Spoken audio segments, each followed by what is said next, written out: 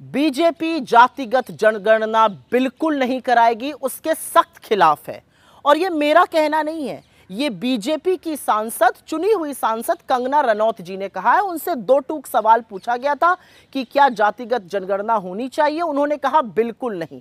पहले सुन लीजिए उनसे क्या पूछा गया और उन्होंने क्या कहा। जातिगत जनगणना होनी चाहिए? बिल्कुल भी नहीं। तो देखा आपने कैसे बीजेपी की सांसद ने बीजेपी का इस मुद्दे पर स्टैंड क्लियर कर दिया है। अभी तक बीजेपी बचने की कोशिश करती थी, आनाकानी करती थी, इधर उधर इनको उनको दोषारोपण करती थी। अब पूरी तरह से साफ है कि जातिगत जनगणना बीजेपी नहीं कराना चाहती है। उनका मानना है कि बिल्कुल नहीं होनी चाहिए, क्योंकि ये बयान जो है ये किसी ऐरे गहरे नत्थू खेरे का नहीं है। ये बयान बीजेपी की एक चुनी हुई सांसद का है, और उस सांसद का है जिन्होंने अभी 24 घंटे से भी कम में बीजेपी के अध्यक्ष से मुलाकात की है। आपको याद होगा कि इन्होंने किसानों को बलात्कारी और हत्यारा कह दिया था।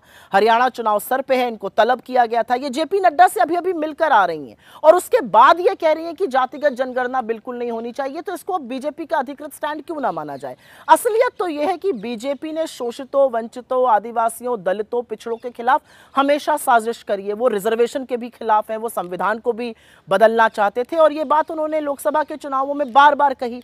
अब सवाल यह है, और पहला सवाल है, कि क्या जातिगत जनगणना की मुखालिफत बीजेपी का अधिकृत स्टैंड है? क्या बीजेपी उसके खिलाफ है? क्योंकि आपकी सांसद कह रही है बिल्कुल नहीं होनी चाहिए। दूसरा सवाल, आप कब तक दलितों का, आदिवासियों का, पिछड़ों का हक मारते रहिएगा?